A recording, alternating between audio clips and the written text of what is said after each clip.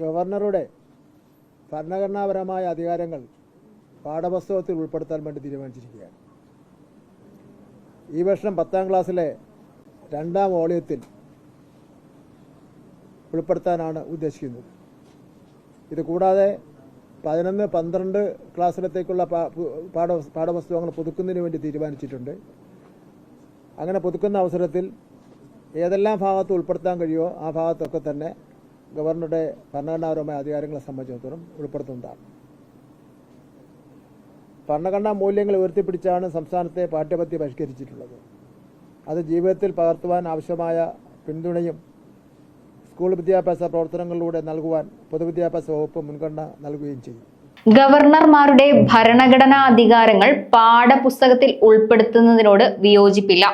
തെരഞ്ഞെടുപ്പ് ആദ്യമേ പാഠ്യപദ്ധതിയിൽ ഉള്ളതാണ്. പക്ഷേ ജനപ്രതിനിധികളുടെ ചുമതലകൾ ഇതിലുണ്ടോ എന്നത് ചിന്തിക്കേണ്ടതാണ്. സത്യത്തിൽ ഓരോ ഘടകത്തിന്റെയും അധികാരങ്ങളും ഉത്തരവാദിത്തങ്ങളും ഇനി വരുന്ന കുട്ടികൾ പഠിക്കേണ്ടതുണ്ട്.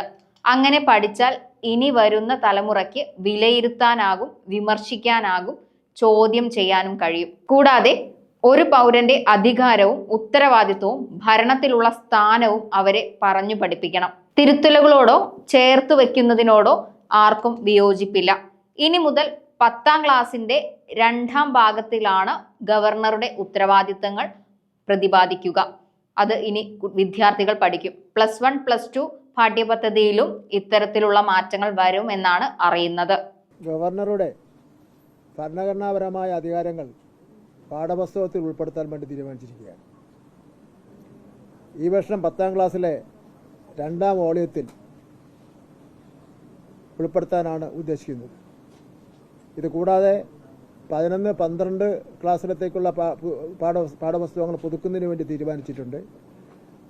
അങ്ങനെ പുതുക്കുന്ന അവസരത്തിൽ ഏതെല്ലാം ഭാഗത്ത് ഉൾപ്പെടുത്താൻ കഴിയുമോ ആ ഭാഗത്തൊക്കെ തന്നെ ഗവർണറുടെ ഭരണഘടനാപരമായ അധികാരങ്ങളെ സംബന്ധിച്ചിടത്തോളം ഉൾപ്പെടുത്തുന്നതാണ്. ഭരണഘടനാ മൂല്യങ്ങൾ ഉയർത്തിപ്പിടിച്ചാണ് സംസ്ഥാനത്തെ പാഠ്യപദ്ധതി പരിഷ്കരിച്ചിട്ടുള്ളത്.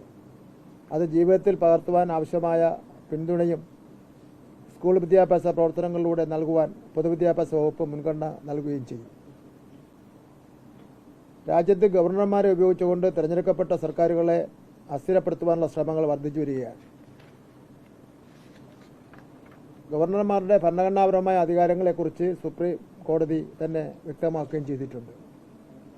ജനാധിപത്യത്തിൻ്റെ മൂല്യങ്ങൾ പഠിക്കേണ്ട യഥാർത്ഥ ഇടങ്ങൾ വിദ്യാലയങ്ങളായതുകൊണ്ട് തന്നെ ഗവർണറുടെ ഭരണഘടനാ അധികാരങ്ങളെക്കുറിച്ച് വിദ്യാർത്ഥികളെ പഠിപ്പിക്കുന്നതിനായി പരിഷ്കരിക്കുന്ന പാഠപുസ്തകങ്ങളിൽ ഈ കാര്യം പ്രത്യേകം തന്നെ ഉൾപ്പെടുത്തും. ഹയർ സെക്കൻഡറി പാഠപുസ്തകങ്ങൾ പരിഷ്കരിക്കുന്ന വേളയിലും ഈ വിഷയം ഉൾപ്പെടുത്തും. ഇന്നലെ രാവിലെ ഈ സംഭവം നടന്നതിന് ശേഷം ഇന്നലെ എൻ്റെ വീടിന് നേരെ ഒരാക്രമണം പോലെ ABVP-കാർ നടത്തുകയുണ്ടായി. ഒരു സമരം പ്രഖ്യാപിച്ചിട്ടൊരു സമരം നടത്താം, പക്ഷേ രഹസ്യമായിട്ട് പതിയിരുന്നതിന് ശേഷം 5 or 10 ആൾക്കാർ ചാടിയിറങ്ങി പന്തം എറിയുക എന്നെല്ലാം പറഞ്ഞാൽ അതൊരു ആക്രമണ സ്വഭാവമാണ്. അതിൽ രാജ്ഭവനിൽ പ്രവർത്തിക്കുന്ന ABVP-കാർക്ക് അല്ലെങ്കിൽ ABVP-ആയിട്ട് അടുപ്പമുള്ളവർക്ക് പങ്കുണ്ടോ എന്ന് എനിക്ക് സംശയമുണ്ട്.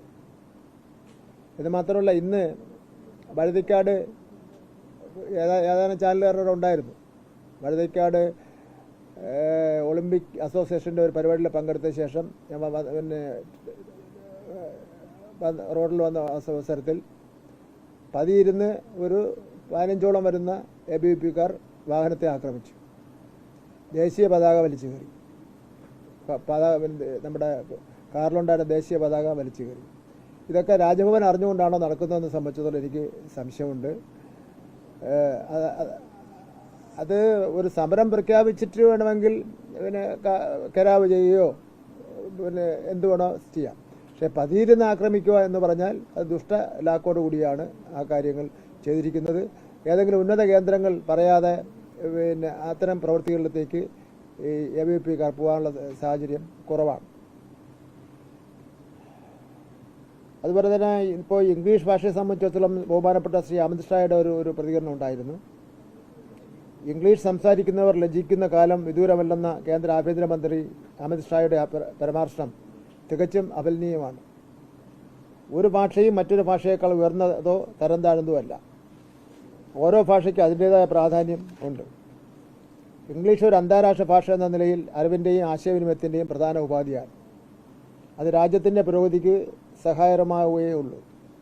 എല്ലാ ഭാഷകളെയും പ്രോത്സാഹിപ്പിക്കുവാനും വിദ്യാർത്ഥികൾക്ക് അവരുടെ ഇഷ്ടത്തിന് അനുസരിച്ച് ഭാഷകൾ തിരഞ്ഞെടുക്കുവാനുമുള്ള സ്വാതന്ത്ര്യം ഉറപ്പിക്കുവാനുള്ള കേരള സർക്കാർ പ്രതിജ്ഞാബദ്ധമാണ്. ഭാഷാ വൈവിധ്യം നമ്മുടെ രാജ്യത്തിൻ്റെ ശക്തിയാണ്. അത് സംരക്ഷിക്കപ്പെടേണ്ടതാണ്. ഇന്നലെ നടന്ന